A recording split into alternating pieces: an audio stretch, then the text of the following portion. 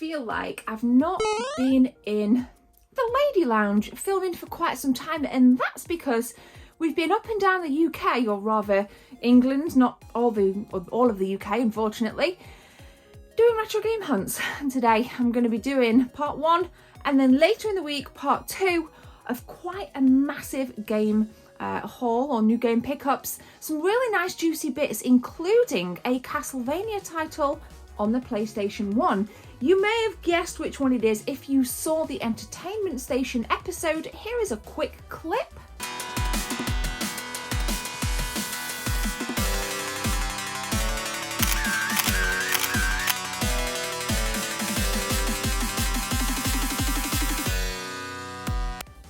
But I'm not actually going to show you which retro games I picked up in that episode until part 2.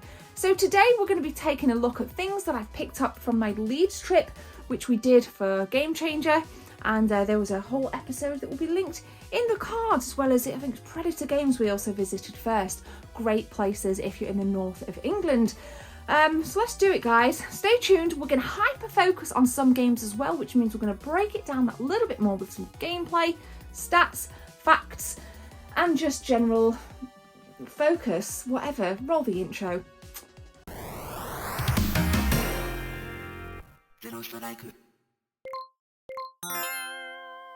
We're going to start with some NES games, which I don't collect a massive amount of, but these 1, 2, 3, 4, 5 NES boxed games were actually quite a good deal. The first up is Mario. So it's an NES Open tournament with gorgeous Mario on the front. Now this goes for a pretty penny. It was only priced at £15, and with all of these NES games, the guy actually said he prices these as if they were unboxed because the boxes are so battered. As you guys can see, they're a little bit worse for wear, but some of them do have manuals. So for an NES box, this is not actually that bad. But how does this play, you ask? Let's find out.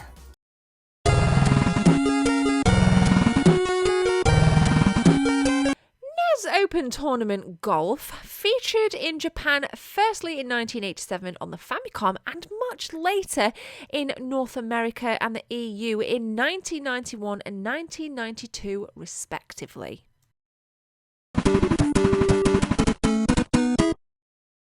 It's a classic little golf game that boasts Mario vs Luigi with princesses too, in fact, as the caddies. It looks really well for its time, and I really do feel quite intrigued by Mario's pink outfit, but it's pretty cool and I'm really glad I have it in my collection.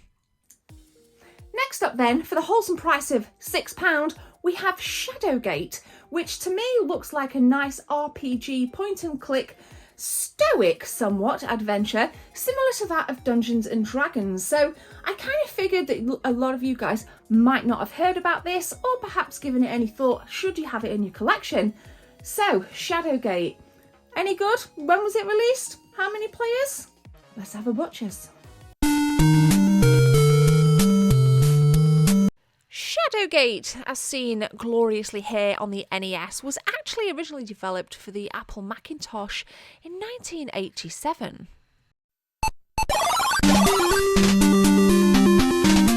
Now, it wasn't until 2 years after the original release of Shadowgate that colour versions actually started to crop up on Amiga home computers, and seen here obviously with the NES. Now, it's a very slow game, but I think it's one of those games that's quite luring and quite charming, and it definitely speaks volumes to me, being a huge RPG fan myself.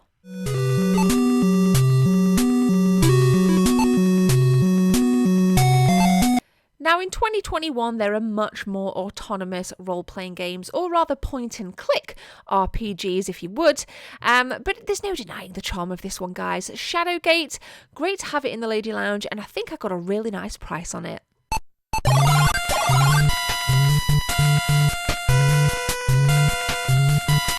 I don't think we really need to hyper-focus about this next game because everybody should know it.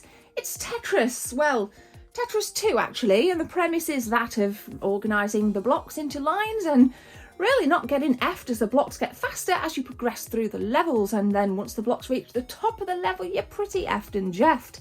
But Tetris 2 here, priced in reasonable condition for 10 quid, not too bad. Tetris is a formula that works, and it was influenced over the Sega camp in the 90s and 80s, I guess, with columns. So it's a formula that works. It's a formula that works with me, more importantly, and I don't have it in my collection. That's why when I dropped on this in Game Changer, I knew I was picking it up for 10 quid. Now, did you watch this cartoon when you were little?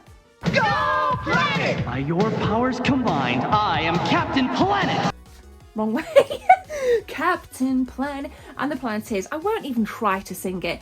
Now, this is a much more battered box, as you can see. We're going to open it from the bottom.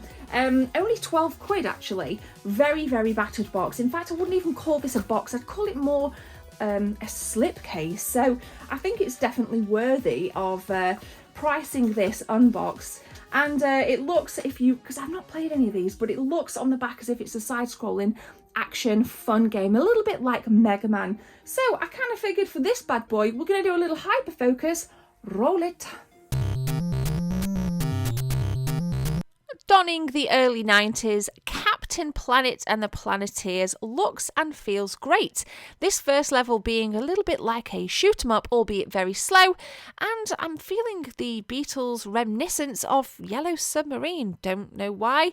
Ha ha, poor joke, I know. In between each level you get this little synopsis from the Planeteers, as well as some really cool animations.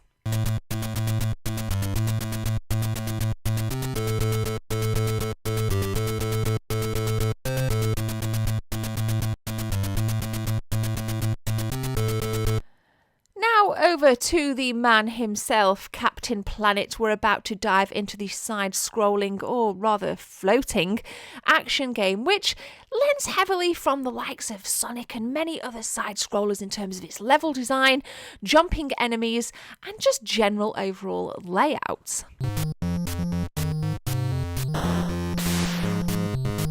Now, perhaps you might not have an NES, or you'd rather play this on a different platform. Well, I have great news, because you can also play Captain Planet on the Amiga, and I think for me I'd much prefer that. Perhaps utilising the joystick might make for a little easier controls. What do you guys think? And finally, from Game Changer in Leeds, James Bond Jr. Okay, James Bond Jr. We've got some puzzles, we've got some platforming, and we've got some more puzzles. This game was also released on the Super Nintendo and definitely looks a hell of a lot better than the dull colour palette seen here on the NES. This game isn't for the faint-hearted though. I will say you need to be pretty hot and quick off the mark with your trigger fingers, if you would. Otherwise you're going to fall to your death and it's not going to be very pleasant. Level design, pure aesthetics for me, look like that from kind of, I guess, Turtles, another ridiculously difficult game on the NES, but nonetheless this is now in the collection and one that I'm really going to enjoy playing, albeit I do prefer it on the Super Nintendo. So those are the games that I picked up from Game Changer, but before that, in that episode we went to Predator Games and I picked up on the Super Nintendo Toy Story, which a little bit of a battered box. Woody's mouth has seen a little bit of I would say better days, but nonetheless this is a really nice platform game which lends obviously word for word, animation for animation from the amazing films of Toy Story which I grew up with. I was in my teens, coming into my teens actually, when the first Toy Story movie came out, and I actually played Toy Story originally on the PS1, but I have played it a lot on the Super Nintendo, my favourite console. It packs a really great punch in terms of its colour palette. It's just cute, it's wicked, it's Disney, and it's fantastic, and I paid £25 for this. And there was also somebody that clocked this on the episode and said, hey, that was my girlfriend's copy, she traded it in a couple of weeks ago, so shout out to you and your girlfriend, because now it's in my Super Nintendo collection in the Lady Lounge. Cheers. Now help me out a little bit here, because I really liked the reading on the back of this next game as well as the box art. It is Spyro 3, and do forgive me because I did pick this up from Game Changer for 8 quid. Now, I've since learned that Spyro 1 and 2 was remastered for the Nintendo Switch, but I being the kind of lapsadaisical girl that I am, have never played it. Obviously, I'm much more of a AAA kind of girl, so I do tend to miss titles like this that could probably be really, really good.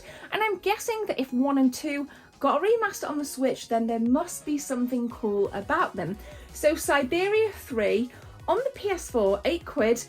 That's as much as I'm going to say, because I'm going to hand the reins over to you now. I'm going to be scouring every single person's comment on this video to look for some kind of synopsis, some kind of breakdown. And yes, I could go over to the myriad of reviews that are available for this, but I want my audience to almost sell me on it, guys. Siberia 3 on the PS4. Any good? Now, speaking of twin packs, we've just mentioned Siberia 1 and 2 there, but I have a new twin pack on my Nintendo Switch. We have the remastered Final Fantasy VII and Final Fantasy VIII, and I picked this up from my trip down to Elric. He owns a shop called Retro Hub. Here's a little bit of footage from that episode.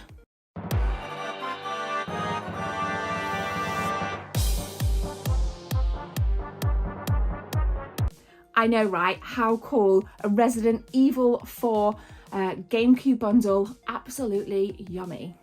But back to the pickups. I haven't picked this up because I've never seen it about. And that seems weird, but Switch games seem, for me, like especially in retro game shops, quite rare to find. It tends just to be the Nintendo first party games. So pick this up. I think I paid the price at $35, which I didn't think was too bad. And obviously Final Fantasy 7 and 8 should be very familiar with you if you're a retro gamer from the PlayStation 1 days. Now, days? Get your words out. I am not a huge fan of Final Fantasy 7, but I love the remake and I'm ready to dive into it again on my Nintendo Switch. Now, you might be asking, have I picked up an OLED Switch? Not yet, but I'm planning to.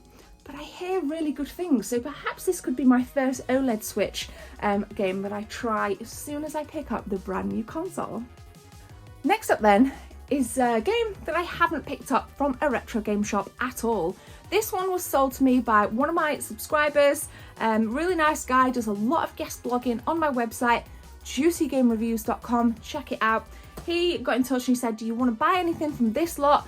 I'm saving up, or I'm going to put it towards my son's christening. So I was like, yeah, cool. I'm on a bit of a Pokemon kick at the minute. So I got Pokemon White version 2 from him. Game is box complete, by the way, so it's a thumbs up. Now, every now and again, you can go into a charity shop and you can find some games for a really good price that you don't have. And these next two games aren't necessarily bangers. You know, it's not Symphony of the Night that I'm going to be showing you, but it's great in that fact that I don't own them. And I'm on a bit of a driving kick anyway. So we've got Total Driving and Michelin Rally Masters. Both of them priced at £1.50. Never played this, but I do remember playing this and seeing it a lot in Alfreton Sales and Exchange, my childhood store as a kid. So we've actually hammered the heck out of this. You can drive rather as different vehicles, so rally cars, quads, off-road, on-road. Really, really versatile as far as driving or racing games go, rather. But I'm yet to play Rally Masters. But I thought for £1.50, I'm gonna give it a go. Now allow me to tickle your nostalgia palette one more time in this episode before I give you a sneak peek, because Demo 1 and then a PlayStation 2 demo were also wedged in down the side of some PlayStation 1 games in a charity shop. I'm going to talk about this one a little bit more because there were various iterations of Demo 1 back on the PlayStation 1.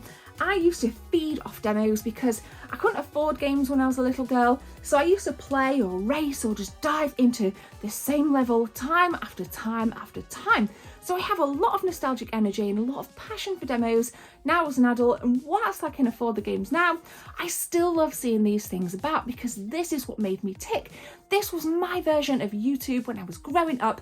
We didn't have the internet, it was in the 90s, I certainly had no access to any kind of computer to get information, so it was all about magazines and demos. So PS2, PS1, brand new demos, perfect. So we've seen a handsome bunch of NES games, a Super Nintendo game, and loads more in this episode from 3 different retro game shops that I've been to. we're going to show you a slight teaser now for what's to come in episode 2. It will be available probably tomorrow as a bonus video this week. So here it is. At the end of the last episode, I did tease my Castlevania pickup on the PS1. And with that, I'm going to say thank you very much. Make sure you guys subscribe. If you're kind enough, hit that join link. If not, subscribe and just chill, and I'll catch you in the next one.